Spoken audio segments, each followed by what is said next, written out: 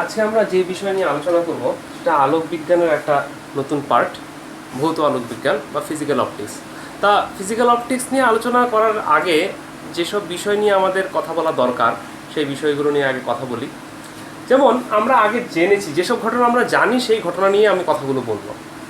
আলোকীয় ঘটনা আমরা পড়েছি, প্রতিফলন, প্রতিসরণ, ব্যতিচার, অপবর্তন, সমবর্তন, বিভিন্ন রকমের আলোকীয় ঘটনা হয়। আমি এই আলোকীয় ঘটনাটাকে 3 রকম ভাগে ভাগ করেছি, এখানে দেখতে পাচ্ছ।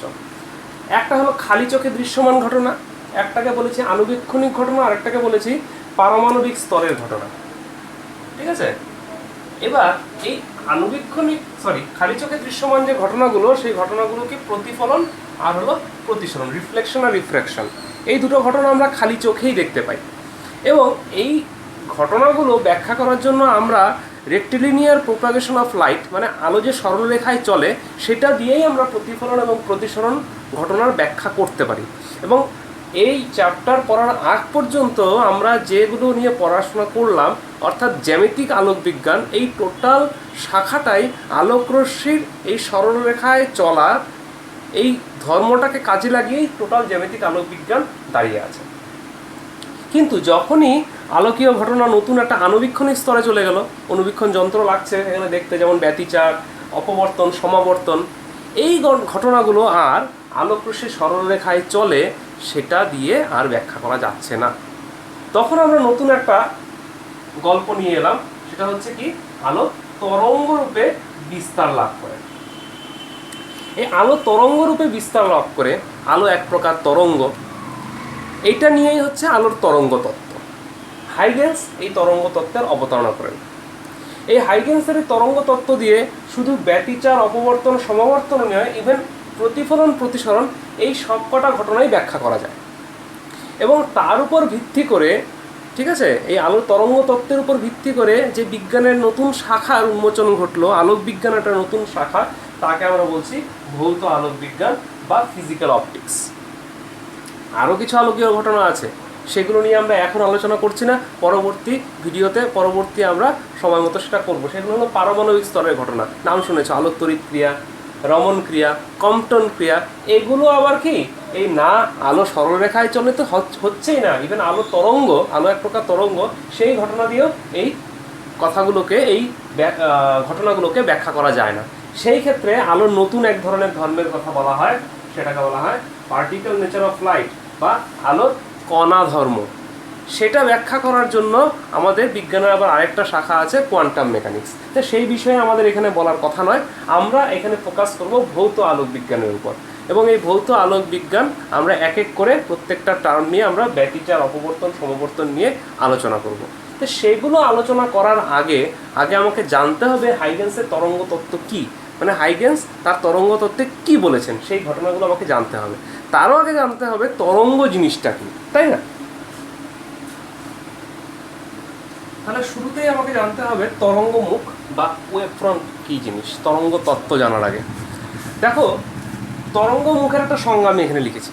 কি লিখেছি ভালো করে পড়ো। যে কোনো মুহূর্তে এমন একটি তল যার প্রতিটি বিন্দু একই দশায় কম্পিত হতে থাকে। কোনো একটা আলোক উৎস থেকে আলোক রশ্মি কী হয়, সম্ভাব্য সমস্ত দিকে ছড়িয়ে পড়ে, যে কোনো একদিকে যায় না, সম্ভাব্য সমস্ত দিকে ছড়িয়ে পড়ে। বারবার বলছি, সম্ভাব্য সমস্ত দিকে। যদি কোনো দিকে যাওয়ার কথা নয় তাহলে নিশ্চয়ই সেদিকে যাবে না। ঠিক আছে, যত দিকে ওর জায়গা আছে ছড়ানোর মতো, সম্ভাব্য সমস্ত দিকে ছড়ায়। সেই সমস্ত দিকে ছড়ানোর পর আমি যদি একটা নির্দিষ্ট সময় পর দেখি যে আলোক রশ্মিগুলো কতটা পথ অতিক্রম করলো, সেটা যদি আমরা দেখি, তাহলে দেখব একটা নির্দিষ্ট সময় পর আলোক রশ্মি ওই মাধ্যমে প্রত্যেকে একই দশায় আছে, একই দশায় কম্পিত হতে থাকছে। তখন যদি সেগুলোকে আমি একটা তল দ্বারা যুক্ত করি, যে তলটা আমি পাবো, যে কাল্পনিক তলটা আমি পাবো, সেটাকেই বলা হবে তার তরঙ্গমুখ। সহজভাবে বলছি, এমন একটা তল যার প্রতিটি বিন্দু একই দশায় কম্পিত হতে থাকে। বা আমি ঘুরিয়ে বলতে পারি, সমদশা সম্পন্ন যতগুলো কণা আছে, সমদশা সম্পন্ন কণাগুলিকে যে কাল্পনিক তলের দ্বারা আমি যুক্ত করছি, সেই তলকে আমরা বলছি একটা তরঙ্গমুখ। ছবি আঁকলে আরও ভালো করে বুঝতে পারবে। এরকম তরঙ্গমুখ অনেক হতে পারে, অনেক টাইপের হতে পারে। আমরা 3 রকমের তরঙ্গমুখের কথা এখানে বলেছি। গোলীয় তরঙ্গমুখ, চোঙাকৃতি তরঙ্গমুখ বা সমতল তরঙ্গমুখ। গোলীয় তরঙ্গমুখ সৃষ্টি হয় যখন বিন্দু উৎস বা পয়েন্ট সোর্স হয়। ধরে নাও এটা একটা পয়েন্ট সোর্স, তাহলে এই পয়েন্ট সোর্স থেকে আলোক উৎস কি হবে, চারিদিকে ছড়িয়ে পড়বে, এই এদিকে এদিকে এদিকে চারিদিকে ছড়িয়ে পড়বে, এবং সেটা একটা নির্দিষ্ট দূরত্বে সমান দূরত্ব অতিক্রম করবে। তাহলে দেখব এই যে তরঙ্গটা আমি পাবো, এই যে প্রত্যেকে সমদশায় থাকা নির্দিষ্ট সময় পর যে কোনো মুহূর্তে, তখন আমি দেখব এই তরঙ্গমুখটা কেমন, এই তরঙ্গমুখটা গোল। এটাকে বলা হচ্ছে গোলীয় তরঙ্গমুখ। বোঝা গেল? তাহলে এর জন্য বিন্দু উৎস হতে হবে, দেখো, কারণ ব্যাসার্ধের হিসাবে প্রত্যেকটা দৈর্ঘ্য সমান, তাহলে সেটাকে একটা গোলই হয়। এবার যদি হয় চোঙাকৃতি তরঙ্গমুখ, চোঙাকৃতি তরঙ্গমুখ আর কিছুই না, ধরে নাও এটা একটা পয়েন্ট সোর্সের বদলে এটা একটা লাইন সোর্স, অর্থাৎ একটা রৈখিক উৎস। ঠিক আছে, এটা একটা রৈখিক উৎস, দেখালাম একটা রৈখিক উৎস। তাহলে তুমি এবার বুঝতে পারছো কি হবে, আলোক রশ্মি চারিদিকে বলতে কোন দিকে ছড়াবে, প্রত্যেকটা কণার হিসাবে তার ব্যাসার্ধ বরাবর একটা পজিশনে ছড়াবে, তাই না? তার বেশি কি ছড়াতে পারবে? ছড়াতে পারবে না। তাহলে আমি এখানে কিন্তু 3 ডাইমেনশনাল পজিশন পাচ্ছি না, আমি পাচ্ছি প্রত্যেকটা এই সিচুয়েশনগুলো যদি ভাবি, আমার একটা 2 ডাইমেনশনাল পজিশনে চারদিকে ছড়িয়ে যাবে, সবগুলোর ক্ষেত্রে এরকমভাবে ছড়িয়ে যাবে। তাহলে আলটিমেটলি আমি যে রকম পাবো সেটা অ্যাকচুয়ালি কিরকম, সেটা কিন্তু আমি পাবো একটা চোঙাকৃতি তরঙ্গমুখের মতো। ভেবে দেখো, এই পজিশনটার কথা যদি তুমি ভেবে নাও, তাহলে এইরকম ভাবে সবাই সেম ডিস্টেন্স অতিক্রম করছে, একই রকম ভাবে এরকম ভাবে চারিদিকে অতিক্রম করছে, তার ফলে একটা চোঙাকৃতি তরঙ্গমুখের সৃষ্টি হচ্ছে। বুঝতে পেরেছি? এই হলো চোঙাকৃতি তরঙ্গমুখ বা সিলিন্ড্রিক্যাল ওয়েভফ্রন্ট। এবার গোলীয় তরঙ্গমুখ বা চোঙাকৃতি তরঙ্গমুখের যে আমি উৎস নিয়েছি রৈখিক উৎস, সেই রৈখিক উৎসটা যদি অনেক দূর থেকে আসে, অসীম দূরত্ব থেকে আসে, তাহলে দেখো এই আলোক রশ্মিগুলো কি হবে, কোনো রকমভাবে অপসারী বা অভিসারী হওয়ার কোনো চান্সই থাকে না। ঠিক আছে, বা একটা বিন্দু উৎস যদি বলো, অনেক দূর থেকে দুটো বিন্দু উৎস যদি হয়, ঠিক আছে, সেই বিন্দু উৎসের সমস্ত আলোক রশ্মিগুলোই কি মনে হবে, সমান্তরাল আলোক রশ্মি। সেই ক্ষেত্রে অনেক অসীম দূরত্বে যদি কোনো উৎস থাকে, তার যে আমি পজিশনগুলো পাবো, যে কোনো সমদশায় সম্পন্ন যে আমি কণাগুলো পাবো, দেখব সমদশা সম্পন্ন প্রত্যেকটা কণাই কি থাকে, একটাই তলের মধ্যে থাকে, একটা সমতলের মধ্যে থাকে। ঠিক আছে, এইগুলোকে বলা হবে, এই ধরনের তরঙ্গমুখকে বলা হবে সমতল তরঙ্গমুখ। বুঝতে পেরেছি? তাহলে ডিপেন্ড করছে কিসের উপর, ডিপেন্ড করছে সমদশা সম্পন্ন কণাকে যে কাল্পনিক তল দ্বারা আমরা যুক্ত করছি তার উপর। এখানে সমদশা সম্পন্ন কাল্পনিক তলগুলোকে যুক্ত করলে সেটা একটা গোলকের আকার ধারণ করে, তাই এটা গোলকীয় তরঙ্গমুখ বা গোলীয় তরঙ্গমুখ। এই ক্ষেত্রে চোঙাকৃতি আকার ধারণ করে, ঠিক আছে, তাই এটা কি চোঙাকৃতি তরঙ্গমুখ। এই ক্ষেত্রে সমতল থাকে, তাই এটা সমতল তরঙ্গমুখ। এবার আসবো আমরা হাইগেন্স তার তরঙ্গ তত্ত্বে কি বলেছেন। আরেকটা কথা এখানে বলে রাখি, দেখে নাও, এখান থেকে যে আমি আলোক রশ্মিগুলো বলছি সম্ভাব্য সমস্ত দিকে যাচ্ছে, এই আলোক রশ্মির অভিমুখ কিন্তু দেখো কি হচ্ছে, যে কোনো মুহূর্তে তার তলের সাথে লম্ব। ঠিক আছে, তাই তো ব্যাসার্ধ কি হয়, স্পর্শকের সাথে লম্ব হয়, অর্থাৎ যে তলটা ভাবছি সেই তলের সাথে লম্ব। এই ক্ষেত্রে দেখো যে কোনো মুহূর্তে আলোক রশ্মির, এগুলি আলোক রশ্মির গতির অভিমুখ, আলোক রশ্মির অভিমুখ তার তলের সাথে, সেই তরঙ্গমুখের সাথে লম্বভাবে থাকে। এর ক্ষেত্রে দেখো সেম, প্রত্যেকটা ক্ষেত্রে সেম, তার তলের সাথে লম্বভাবে থাকবে। তাহলে তরঙ্গমুখের সাথে আলোক রশ্মির একটা সম্পর্ক এটা, যে আলোক রশ্মি সর্বদা তরঙ্গমুখের সাথে লম্বভাবে অগ্রসর হয়। এবার আমরা হাইগেন্সের তরঙ্গ তত্ত্ব নিয়ে আলোচনা করছি। হাইগেন্সের তরঙ্গ তত্ত্ব, তোমরা ভিডিওটা পজ করে এখানে হাইগেন্সের নীতিগুলো আমি লিখে দিয়েছি, পরীক্ষায় এই কটা নীতি লিখলে যথেষ্ট, এভাবে লিখলে যথেষ্ট। পজ করে প্রয়োজনে তোমরা নীতিগুলো লিখে নিতে পারো। আমি এক এক করে এই নীতিগুলোর ব্যাপারটা পুরোটা বুঝিয়ে দিচ্ছি, ছবি এঁকে বুঝিয়ে দিচ্ছি। এর জন্য আমি একটা বিন্দু আলোক উৎস নিয়েছি, বিন্দু আলোক উৎস এখানে এস নিয়েছি। এই আলোক উৎস থেকে সম্ভাব্য সমস্ত দিকে কি হবে, আলোক রশ্মি প্রবাহিত হবে। ঠিক আছে, সম্ভাব্য সমস্ত দিকে, যত দিক আছে সমস্ত দিকে প্রবাহিত হচ্ছে।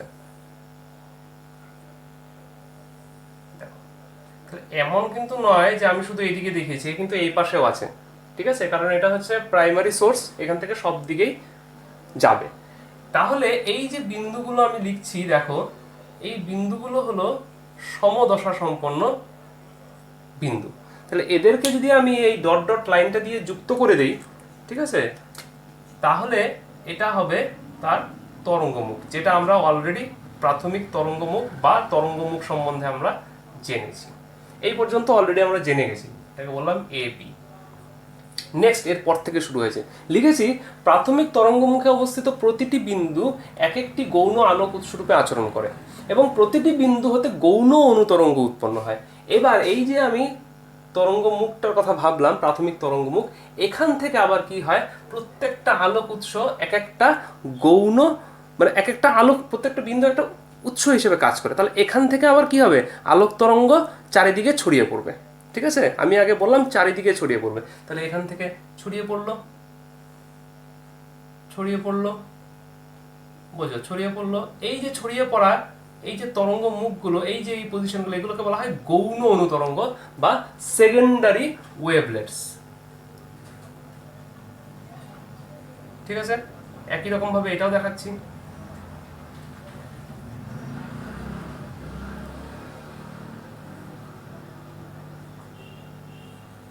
এবার এগুলোকে যদি আমি প্রত্যেকটা পজিশনে একটা নির্দিষ্ট মুহূর্তের কথা ভাবি, সেই নির্দিষ্ট মুহূর্তে কি হবে, এরাও কিন্তু একটা এখানে গোলীয় তরঙ্গমুখ উৎপন্ন করছে। দেখতে পাচ্ছি প্রত্যেকটা এরকম, আরও কি হবে, এদিক থেকে এরকম গোলীয় তরঙ্গমুখ উৎপন্ন করবে, এরকম সব কটা, একটা দুটো নয়, প্রত্যেকটা। এবার এই যে সম্মুখস্থ যে তরঙ্গ মুখগুলো, এই যেগুলো বলছি সেকেন্ডারি ওয়েভলেটস, এবার এই যে তরঙ্গ মুখগুলো আছে সেকেন্ডারি ওয়েভলেটসের, এই তরঙ্গ মুখগুলোকে আমি স্পর্শক তলটাকে যদি আবার যুক্ত করি এই ডট ডট লাইন দিয়ে, ঠিক আছে, এটা স্পর্শক তল দ্বারা যুক্ত হলো। এই যে লাইনটা এ প্রাইম বি প্রাইম, এটা হচ্ছে এর নতুন তরঙ্গমুখ, বা এটাকে বলা হচ্ছে গৌণ তরঙ্গমুখ বা secondary wave front. Mind it, এখান থেকে কিন্তু আমি এই যে বিন্দু থেকে, এই বিন্দু থেকে আলোক রশ্মি কিন্তু সামনের দিকে ছড়িয়ে যাচ্ছে, পেছনের দিকেও ছড়িয়ে যাচ্ছে, কিন্তু আমি যে এই যে সামনে একটা প্রাইমারি ওয়েভ ফ্রন্ট ধরেছি, এই প্রাইমারি ওয়েভ ফ্রন্ট থেকে কিন্তু আলোক উৎস শুধুমাত্র সামনের দিকেই ছড়াবে। অর্থাৎ যদি আমি এদিকের কথা বলি, এটা একটা বৃত্ত, একটা গোলক কমপ্লিট হবে, দেখো এগুলো প্রত্যেকটা গোলক কমপ্লিট হবে, তাহলে হিসাব মতো আমার পেছনের দিকেও একটা একই রকম ভাবে স্পর্শক তল বরাবর পেছনের দিকেও কি একটা তল পাওয়ার কথা, একটা গলি, একটা যাকে বলে গলীয় তরঙ্গমুখ পাওয়ার কথা, কিন্তু এটা কিন্তু পাওয়া যাবে না। ঠিক আছে, তার জন্য এখানে বলেছি তরঙ্গ বিস্তারের সময় পশ্চাৎবর্তী কোনো গৌণ তরঙ্গমুখের অস্তিত্ব থাকে না, শুধুমাত্র এটা পাওয়া যাবে সামনের দিকে। তাহলে শুরুতে প্রাইমারি সোর্সের ক্ষেত্রে সব দিকে আছে, কিন্তু সেকেন্ডারি ওয়েভ ফ্রন্ট শুধুমাত্র সামনের দিকেই অগ্রসর হয়। এটা হাইগেন্সের ক্ষেত্রে এটা শুধুমাত্র ওনার একটা হাইপোথিসিস। ঠিক আছে, পরবর্তীতে ফ্রেনেল এই ব্যাপারটাকে প্রমাণ করেছিলেন তার ফ্রেনেলের তির্যক গুণক এই ফর্মুলার মাধ্যমে। সেখানে উনি বলেন এই যে গৌণ অনুতরঙ্গগুলি আছে, সেই গৌণ অনুতরঙ্গগুলি যে চারিদিকে ছড়িয়ে যাচ্ছে, এর প্রত্যেকের বিস্তার সমান হয় না। এই বিস্তারের কথা বলেছে যে মূল যেটা লম্ব অভিমুখ যেটা বলছি, ঠিক আছে, সেই মূল অভিমুখ যেটা, সেই লম্ব অভিমুখের সাথে যত কোণ করে থাকে তত তাদের বিস্তারের মান ধীরে ধীরে কমতে থাকে। এবং সেই বিস্তারের একটা ফর্মুলা উনি বললেন, সেই বিস্তারের formula proportional to 1 plus cos theta. তাহলে বুঝতেই পারছো কি হবে, a is equal to constant into 1 plus cos theta. তাহলে যে তীব্রতা আমরা পাবো, সেই তীব্রতার ফর্মুলাটা কি হবে, তীব্রতা, লব্ধ তীব্রতা ইজ ইকুয়াল টু একটা constant, something constant, into 1 plus cos theta whole square. তাহলে একদম সোজাসুজি একদম লম্ব দিকে যদি হয়, তাহলে থিটা ইজ ইকুয়াল টু, বুঝতেই পারছো থিটা কত, 0 ডিগ্রি।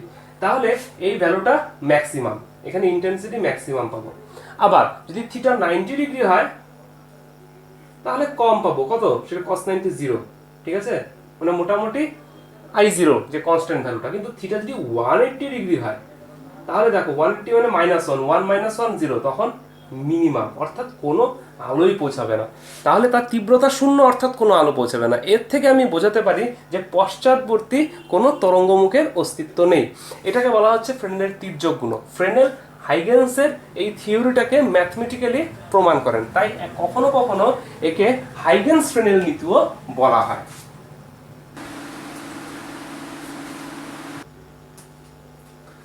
আমি এবার তোমাদের এই হাইগেন্সের তরঙ্গ তত্ত্ব প্রয়োগ করে সমতল আপতিত তরঙ্গমুখের জন্য প্রতিফলন এবং প্রতিসরণের ক্ষেত্রে বিভিন্ন ডিভাইস বা সাধারণ ক্ষেত্রে কিভাবে প্রতিফলিত বা প্রতিসারিত তরঙ্গমুখ আঁকতে হয় সেটা শেখাবো।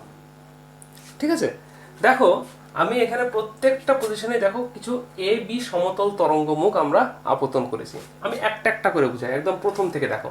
প্রতিফলিত তরঙ্গমুখের জন্য এটা একটা দর্পণ, সেই দর্পণে এ বি একটা কি সমতল আপতিত তরঙ্গমুখ এসে আপতিত হলো। এবার এটি অলরেডি এ বিন্দুতে পৌঁছে গেছে, আর এটি এখানে বি বিন্দু পজিশনে আছে। এখন এটি বি বিন্দুতে পৌঁছাতে যে সময়ে ও এই বি থেকে বি প্রাইম বিন্দুতে এসে পৌঁছাবে, এও ঠিক একই সময়ে কি করবে, এ থেকে সামনের দিকে এগিয়ে যাবে, কোথাও একটা, যে কোনো একটা জায়গায় এগিয়ে যাবে। যেহেতু প্রতিফলনের ফলে এরা একই মাধ্যমে থাকবে, তার ফলে এর গতিবেগের কোনো পরিবর্তন কিন্তু হবে না। তার জন্য কি হবে, আমি এই বি থেকে বি প্রাইম দূরত্ব যতখানি আছে সেই দূরত্ব নিয়ে আমি এ থেকে একটা কি করব, বৃত্তচাপ অঙ্কন করে নেব। ঠিক আছে, ধরে নাও এটা সেই বৃত্তচাপ। এটা কি, এই এ আর এ বি, এই বি প্রাইম যতখানি, এ থেকে এই বৃত্তচাপটাও ততখানি। পি থেকে ঠিক সেই সময়ের মধ্যে পি থেকে জি পর্যন্ত একটা সময় পর্যন্ত একটা দূরত্বে যাবে, ধরে নাও এটা পি প্রাইম দূরত্ব যাচ্ছে। আর বাকি যে সময়টুকু আছে, কথার কথা এখান থেকে এখানে আসতে ওর টি সময় লাগলো, স্মল টি। ঠিক আছে, তাহলে এখান থেকে ওর সময় লাগলো ধরে নাও টি প্রাইম সময়। তাহলে ওর হাতে থাকলো কত, টি মাইনাস টি প্রাইম। এই টি মাইনাস টি প্রাইমে ও যতখানি দূরত্ব অতিক্রম করবে, গতিবেগ যেহেতু একই আছে, সেই একই রকম আমি কি করব, এখান থেকে আরেকটা সেই দূরত্বে বৃত্তচাপ অঙ্কন করব। সেটা কতখানি, টি মাইনাস টি প্রাইম সময়ের জন্য। দেখো টি প্রাইম প্লাস টি মাইনাস টি প্রাইম কাটাকাটি গিয়ে টোটাল টি সময় হলো। এবার এই বি বিন্দু থেকে আমি যদি একটা স্পর্শক অঙ্কন করে নিই, এটাই হয়ে গেল প্রতিফলিত তরঙ্গ মুখ। ঠিক আছে, তাহলে কি দাঁড়ালো, এই পজিশন থেকে এই পজিশন থেকে এই, এবং এই পজিশন থেকে পরবর্তীতে এইভাবে আমরা প্রতিফলিত তরঙ্গ মুখ আঁকলাম। এটা বি বি প্রাইম, এটা এ প্রাইম। তাহলে এ বি আপতিত তরঙ্গমুখের জন্য এ প্রাইম বি প্রাইম যে তরঙ্গমুখটা পেলাম, সেটাও কিন্তু কি সমতল তরঙ্গমুখী পেলাম। কিভাবে করলাম সেটা আমি দেখালাম। তাহলে এর ক্ষেত্রে আমরা কি লিখতে পারি, দেখো এর ক্ষেত্রে আমরা লিখতে পারি যে এ বি মানে এ প্রাইম যতখানি দূরত্ব, বি বি প্রাইম ততখানি দূরত্ব। ঠিক, আবার একই রকম ভাবে এখান থেকে পি পি প্রাইম, এটা যদি আমি এখানে লিখি একটা নতুন একটা দিয়ে দিলাম পি ডাবল প্রাইম, তাহলে P P prime plus P prime P double prime, ঠিক আছে, is equal to P P prime plus P prime P double prime. এই সমস্ত দূরত্বগুলো কি সেম দূরত্ব। এবার যদি আমি চলে যাই এর ক্ষেত্রে, একটা অবতল দর্পণের ক্ষেত্রে, দেখো অবতল দর্পণের ক্ষেত্রে এ বি একটা সমতল, একটা আপতিত সমতল তরঙ্গমুখ নিয়েছি। এখানে এ এখানে বি পজিশনে পৌঁছে গেছে, তাহলে এই যতটুক সময়ে ও পি পি প্রাইম পজিশনে পৌঁছাবে, এ থেকে কি হবে, সেই পরিমাণ দূরত্ব ব্যাক করবে। সেই পরিমাণ দূরত্ব ব্যাক করার জন্য আমি কি করব, একই রকম এখানেও আমি বৃত্তচাপ অঙ্কন করব, এই পি পি প্রাইমের সমান, এখানে বি বি প্রাইমের সমান বৃত্তচাপ অঙ্কন করব। তার ফলে আমি আলটিমেটলি যে পজিশনগুলো পাবো তাদের যদি আমি একটা তল দিয়ে যুক্ত করে দেখি, তখন দেখবো তার তলটা আসছে অনেকটা এই রকম। এটা বি প্রাইম, এটা এ প্রাইম, এই তার ফলে এর থেকে আমরা কি বুঝলাম, এখান থেকে আমরা দেখতে পেলাম এর থেকে আমি যদি এর পরবর্তীতে আরো বাড়াই, তাহলে এই আরো বাড়াই, এই আস্তে আস্তে একটা বিন্দুতে এসে কি হবে, মিলিত হবে। অর্থাৎ এটাই আমরা করেছিলাম কি, ফোকাসে মিলিত হবে। অর্থাৎ এই ক্ষেত্রে কিন্তু প্রতিফলিত তরঙ্গমুখটা কি হয়ে গেল, প্রতিফলিত তরঙ্গমুখটা কিন্তু গলীয় তরঙ্গমুখ হলো, এবং সেটা কি রকম, অভিসারী গলীয় তরঙ্গমুখ হলো। এর ক্ষেত্রে দেখো একই রকম ভাবে যদি আমি করতে চাই তখন কি হবে, পি পজিশনে আছে, এটা এ থেকে এ প্রাইমে যতখানি সময় পৌঁছাবে, বি থেকে বি প্রাইমে ঠিক কতখানি সময় পৌঁছাবে, এবং ঠিক সেই সময়ের মধ্যে এই সমান দূরত্ব ও কি করবে, এইদিকে কোথাও আসবে। এবার সেটাকে যদি আমি বৃত্তচাপ অঙ্কন করি এবং এই বিন্দু, এই বিন্দু, এই তিনটে বিন্দুকে যদি আমি কানেক্ট করি তাহলে কি রকম হয় দেখো, এই এটাকে যদি আমি আরো বর্ধিত করি পরবর্তীতে কি রকম হবে তরঙ্গমুখগুলো, এইরকম তরঙ্গমুখগুলো কেমন হবে, এরকম। তাহলে এখান থেকে কি রকম হবে দেখতে, এটা এদিকে এগিয়ে যাবে, এটা এদিকে বেরিয়ে যাবে, তাহলে এটা কি হলো, অপসারী গলীয় তরঙ্গমুখে কিন্তু পরিণত হলো। বুঝতে পেরেছি তাহলে প্রতিফলনের ক্ষেত্রে কিভাবে করছি আমরা পুরোটাই বুঝতে পেরেছি। এখান থেকেও একই রকম ভাবে তাহলে এ এ প্রাইম যতখানি, বি বি প্রাইম ততখানি, পি পি প্রাইম ঠিক ততখানি। এবার চলে আসবে প্রতিসারিত তরঙ্গমুখে। এর ক্ষেত্রে গল্পটা কিন্তু একটু চেঞ্জ হয়ে যাবে। এটা একটা দুটো মাধ্যম নিয়েছি, এটা একটা এক মাধ্যম, একটা দুই মাধ্যম। এখানে এ বি সমতল তরঙ্গমুখে এসে আপতিত হলো। এ থেকে এই এ প্রাইম পর্যন্ত যে সময়ে ও এলো একটা দূরত্ব, ঠিক আছে, একটা নির্দিষ্ট সময়, ধরে নাও টি সময়ে এলো, তাহলে বি থেকে টি সময়ে ও এতখানি এখান থেকে কিছু একটা দূরত্ব কি অতিক্রম করবে। কিন্তু সমস্যা হলো এই ধরে নাও দুই এর আলোকীয় ঘনত্ব এক অপেক্ষা বেশি, তাহলে আলোক রশ্মির গতিবেগ এই মাধ্যমে কম, তাহলে টি সময়ে এখানে একটা গতিবেগে যতখানি দূরত্ব অতিক্রম করবে নিশ্চয়ই এইখান থেকে এই মাধ্যমে ঠিক সেই পরিমাণ দূরত্ব অতিক্রম করবে না, তার চেয়ে কম দূরত্ব অতিক্রম করবে। ধরে নাও এখানে ভি1 গতিবেগ, এখানে ভি2 গতিবেগ, যেটা এর থেকে অনেক কম, টি সময়ে কতখানি অতিক্রম, তার চেয়ে কম দূরত্ব। তো যে পরিমাণ দূরত্ব অতিক্রম করবে সেই পরিমাণ দূরত্বের আমি কি করলাম, একটা বৃত্তচাপ অঙ্কন করলাম। ঠিক তেমনি ভাবে এখান থেকে এটা ধরে নিলাম এই পজিশনে আসতে টি প্রাইম সময় লাগলো, তাহলে বাকি থাকলো কত, টি মাইনাস টি প্রাইম। তাহলে টি প্রাইম সময়ে ও ভি1 গতিবেগে আছে। এবার টি মাইনাস টি প্রাইম যে বাকি যে সময়টুকু আছে সেই সময়ে ও ভি2 গতিবেগে কতখানি দূরত্ব অতিক্রম করে সেটার হিসাব করে আমি কি করলাম, এখানে আবার একটা বৃত্তচাপ অঙ্কন করলাম। ঠিক আছে, সেই বৃত্তচাপগুলোকে যদি আমি যুক্ত করে দিই তাহলে দেখো কি দেখতে পাচ্ছি, আর একটা সমতল তরঙ্গমুখী কিন্তু আমি পেলাম, বি বি প্রাইম, এটা P prime.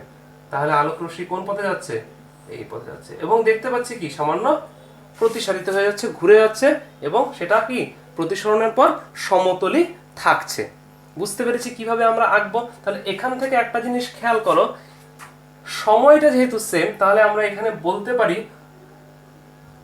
A A prime এর দূরত্ব, এখানে গতিবেগ আমি বলেছিলাম V one, V one is equal to B B prime by V two is equal to, এখানে কি হবে, ইজ ইকুয়াল টু দেখো এখানে পি, এটাকে যদি আমি ও লিখি তাহলে P O by V one plus O P prime V two. এইগুলো কি হবে, সব সমান হবে, কারণ এগুলোর ক্ষেত্রে সময়টা সমান আর গতিবেগ ভিন্ন হওয়ার জন্য দূরত্বটা ভিন্ন হয়ে গেল। এবার যদি আমি লেন্সের ক্ষেত্রে করি, দেখো লেন্সের ক্ষেত্রে কি হয়। লেন্সের ক্ষেত্রে এই সমতল আলোক রশ্মি, এখানে পি বিন্দু, এই পজিশনে ও সবচেয়ে এখান থেকে ভেতরে লেন্সের মধ্যে সবচেয়ে বেশি দূরত্ব অতিক্রম করবে, আর প্রান্তীয় দুটো সবচেয়ে কম দূরত্ব অতিক্রম করবেই না, একদম সরাসরি প্রান্তে বন্ধিত আছে। তাহলে এখানে যতটুক সময়ে ও পি পি প্রাইমে পৌঁছাবে ঠিক সেই সময়ে এ থেকে কতখানি দূরত্ব যায় সেটা আমাকে দেখতে হবে। ঠিক আছে, সেই দূরত্বটা এই পর্যন্ত কি হবে, একটা দূরত্ব আসবে, এবং বাকি যে সময়টা আছে এখান থেকে এটা ধরলাম টি সময়, এটা ধরলাম কি টি, এটা ধরলাম টি সময়, তাহলে এটা ধরলাম টি প্রাইম সময় এখানে এসছে, তাহলে বাকি থাকলো কত, টি মাইনাস টি প্রাইম। সেই সময় যতখানি দূরত্ব যাবে সেটা কত গতিবেগে, সেটা কিন্তু এই বাইরের মাধ্যমের গতিবেগে ভি1 গতিবেগে, সেটার হিসাবে আমি কি করলাম, একটা বৃত্তচাপ অঙ্কন করলাম। ঠিক আছে, একটা বৃত্তচাপ পেলাম ধরে নাও। আবার এর ক্ষেত্রে একই রকম ভাবে একটা বৃত্তচাপ পেলাম। তাহলে আমরা যেটা পাবো আলটিমেটলি, এইগুলোকে যদি আমি যুক্ত করি প্রত্যেকটাকে, এইটাকে এটাকে, এগুলো সবই কি টি প্রাইম সময়ের মধ্যে, মানে টি সময়ের মধ্যেই গেছে। তাহলে দেখো কিরকম পাচ্ছি, একটা অভিসারী গোলীয় তরঙ্গমুখ কিন্তু আমরা পেয়ে যাচ্ছি। এবং এই পজিশনটাতে যদি আমি হিসাব করে দেখি, দেখো এটাকে যদি আমি বলি এ প্রাইম, এখানে পৌঁছলো বি প্রাইম, তাহলে বলতে পারি A X plus X A prime by V one, এই বাইরে ভি ওয়ান গতিবেগ আছে, plus B Y is equal to B Y plus Y B prime by V two, sorry V one, এটাও V one is equal to P P prime by V two. এবার যদি প্রিজমের ক্ষেত্রে হয়, প্রিজমের ক্ষেত্রে আমরা A B একটা সমতল তরঙ্গমুখ নিয়েছি। এবার এখান থেকে এই বিন্দু থেকে এই পজিশনে ও সবচেয়ে কম প্রিজমের মধ্যে দিয়ে যাবে, যাবেই না, আর এদিকে ও সবচেয়ে বেশি প্রিজমের মধ্যে দিয়ে যাবে। তাহলে বি থেকে ও বি প্রাইম টি সময় যদি যায়, আর এ থেকে এক্স পর্যন্ত যদি টি প্রাইম সময়ে যায়, তাহলে বাকি থাকলো কত, ওই একই সময়, তাহলে টি মাইনাস টি প্রাইম সময়ে ও যতখানি দূরত্ব যাবে সেই দূরত্বের হিসাবে আমি কি করলাম, একটা বৃত্তচাপ এঁকে নিলাম। এবার সেই বি প্রাইম থেকে আমি যদি সেই বৃত্তচাপটা অঙ্কন করি, তাহলে যেটা আমি পাবো সেটা হবে তার প্রতিফলিত তরঙ্গমুখ।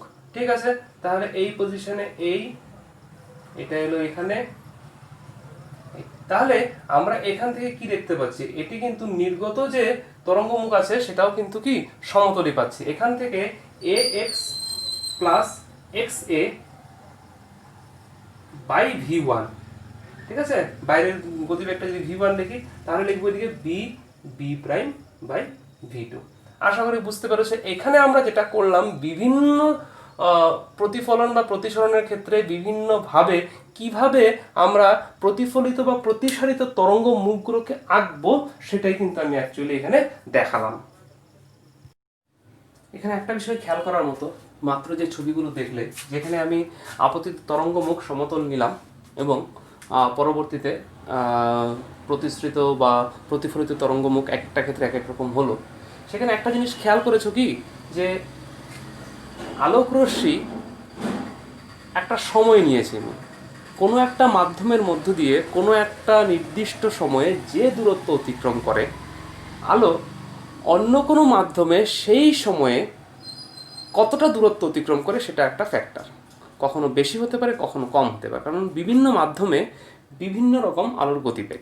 তা এর আগেরগুলো যেরকম দেখিয়েছি, এটার মধ্যে থেকে আমি এর মধ্যে থেকে একটা নির্বাচন করে নিয়েছি, যেমন প্রিজম।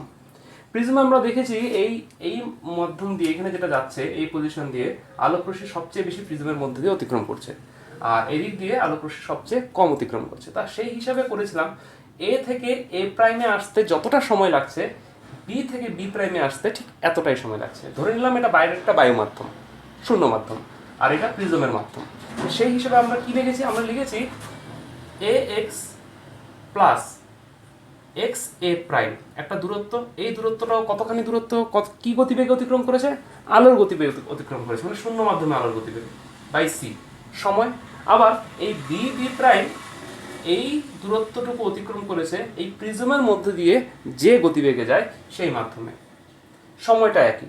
তাহলে আমরা এখান থেকে একটা জিনিস খেয়াল করছি কি, যে এ X plus X A prime এটা হচ্ছে আলোর মাধ্যম, বা আমি এই দিক থেকে যদি বের করি সরাসরি বি বি প্রাইম যদি বের করি, তাহলে আমরা কি বের করতে পারছি, B B prime is equal to, আমরা কি লিখছি, V by C into A X plus X A prime.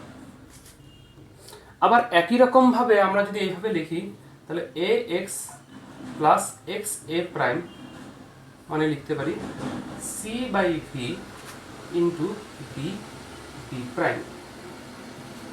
ঠিক আছে, তাহলে সি বাই ভি মানে কি, সি বাই ভি মানে হচ্ছে আমরা অলরেডি পড়েছি, সেটা হলো এই প্রিজমের মাধ্যমের প্রতিসরাঙ্ক, সি বাই ভি আলোর গতিবেগ শূন্য মাধ্যমে বাই ওই মাধ্যমে আলোর গতিবেগ, তাহলে লিখছি আমরা সেই মাধ্যমের প্রতিসরাঙ্ক ইন্টু বি বি প্রাইম।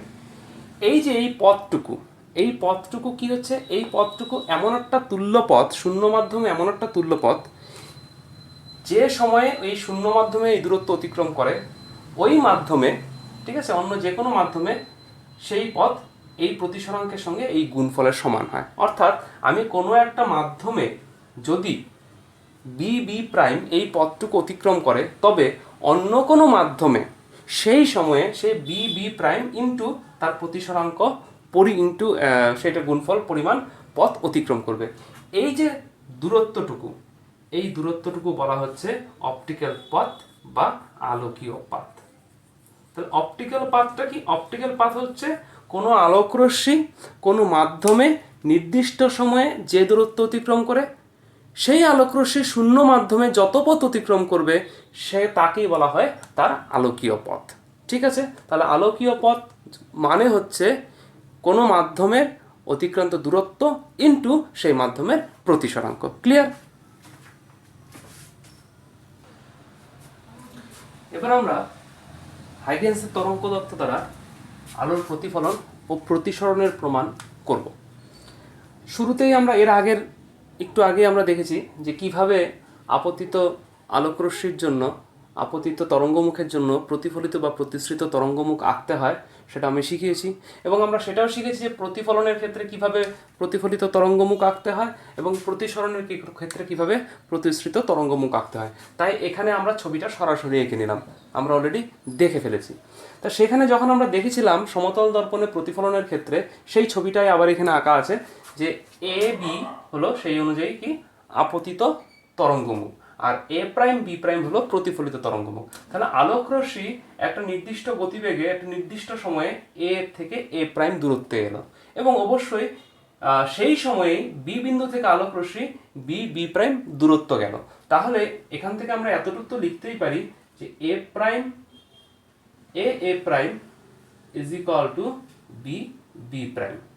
ঠিক আছে, কারণ দুজনের ক্ষেত্রে গতিবেগ এক, সময়ও এক, তাহলে দূরত্বের মানও এক্ষেত্রে সমান হবে। এবার আমরা দেখেছি যে তরঙ্গমুখের সাথে আলোক রশ্মিগুলো সমাকোণে থাকে, তাহলে এখান থেকে আমরা এই আলোক রশ্মির সাথে আপতিত তরঙ্গমুখ বা প্রতিফলিত তরঙ্গমুখ আলোক রশ্মির সাথে আমরা সমকোণে ধরে নিতে পারি। তাহলে সেই হিসাবে এটা একটা সমকোণ, এটা একটা সমকোণ। তাহলে এ বি এ প্রাইম একটা সমকোণী ত্রিভুজ, আবার B B prime A prime এটা একটা সমকোণী ত্রিভুজ। তাহলে আমরা এখানে লিখছি এবার সমকোণী ত্রিভুজ এ বি এ প্রাইম এবং সমকোণী ত্রিভুজ B B prime A prime. এই দুটোর মধ্যে থেকে যদি আমি নিই, তাহলে এ প্রাইম বি প্রাইমটা কি? এ prime R B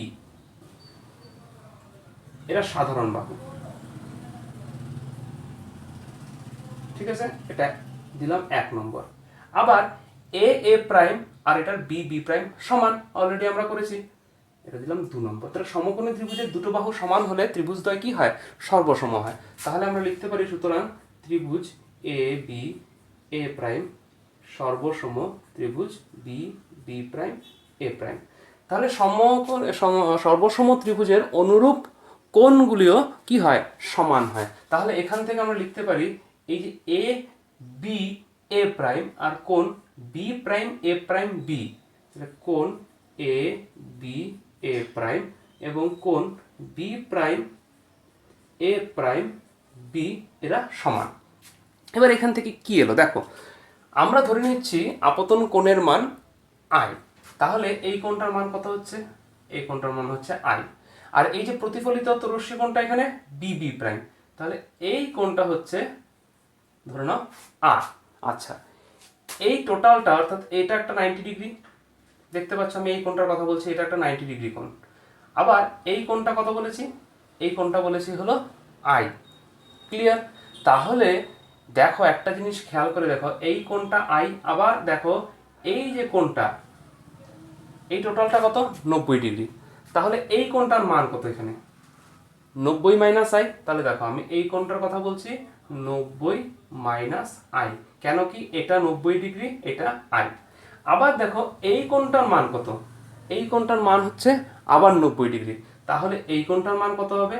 90 minus 90 plus I, তাহলে 90 কাটা গিয়ে এখানে কত হলো, এই কোণটার মান হচ্ছে আই। তাহলে এ বি এ প্রাইম এটা হচ্ছে কোণ আই।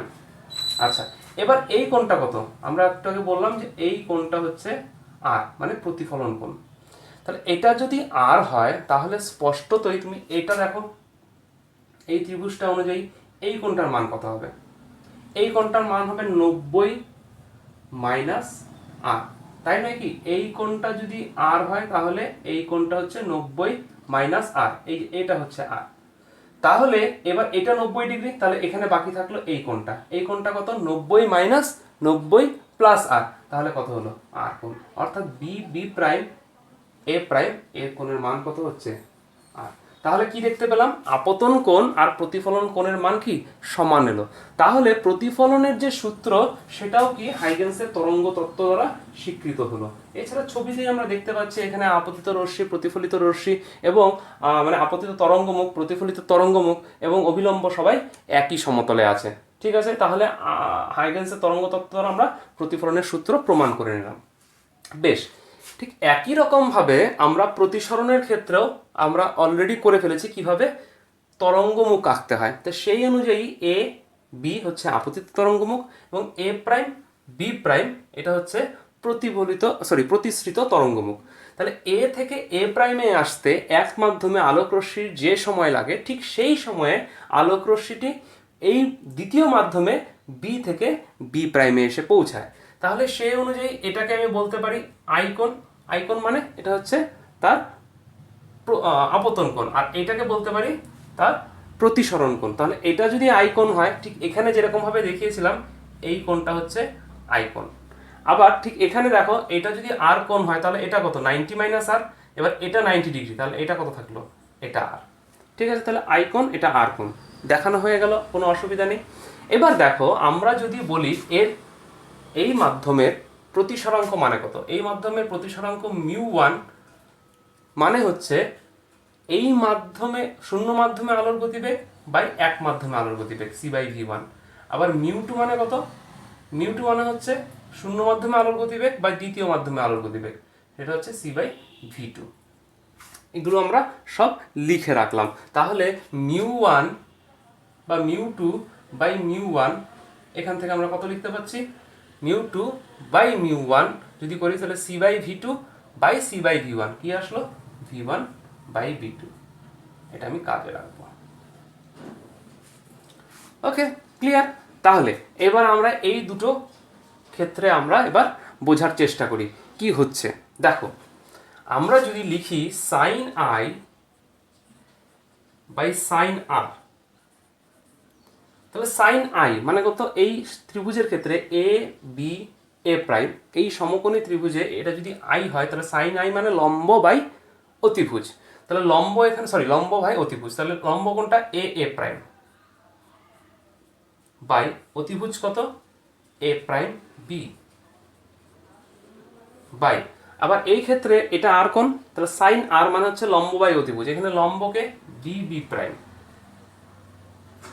বাই অতিভুজকে A B A prime B. তাহলে দুটোর ক্ষেত্রে এ প্রাইম বি কাটা গিয়ে কত থাকলো, A A prime by B B prime.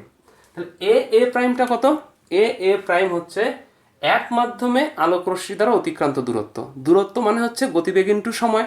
তাহলে সেটা কত হচ্ছে, এখানে আলোর গতিবেগ যদি আমি v1 ধরি তাহলে এই গতিবেগটুকু এখানে সময় দূরত্বটুকু হচ্ছে v1 ইন্টু টি বাই এখানে কথা হবে একই রকম ভাবে v2 ইন্টু টি। সময় যেহেতু দু ক্ষেত্রেই সমান, আলোকীয় বেতার কনসেপ্ট আমরা বলেছি অলরেডি। তাহলে v1 বাই v2, এবার v1 বাই v2 মানে কত অলরেডি পড়েছি, সেটা কত μ2 বাই μ1 বা μ21। তাহলে sine I by sine R is equal to μ21। μ21 মানে কি, μ2 বাই μ1, এখান থেকে লিখছি। তাহলে এটা কি হলো, প্রতিসরণের দ্বিতীয় সূত্রটা প্রমাণ হয়ে গেল না? আর প্রতিসরণের প্রথম সূত্র তো এখানে দেখেই বোঝা যাচ্ছে, আপতিত তরঙ্গমুখ, প্রতিসৃত তরঙ্গমুখ আর অভিলম্ব একই সমতলে আছে। আবার দ্বিতীয় সূত্র যেটা ছিল, নির্দিষ্ট বর্ণ ও মাধ্যমের ক্ষেত্রে আপতন কোণের সাইন এবং প্রতিসরণ কোণের সাইনের অনুপাত কি ধ্রুবক। এবং সেই ধ্রুবকটা কি প্রথম মাধ্যম সাপেক্ষে দ্বিতীয় মাধ্যমের আপেক্ষিক প্রতিসরাঙ্ক। তাহলে এখানে আমরা হাইগেন্সের তরঙ্গ তত্ত্ব দ্বারা কি হাইগেন্সের তরঙ্গ মুখ এঁকে আমরা খুব সহজেই এইভাবে প্রতিফলন এবং প্রতিসরণের সূত্র প্রমাণ করতে পারি।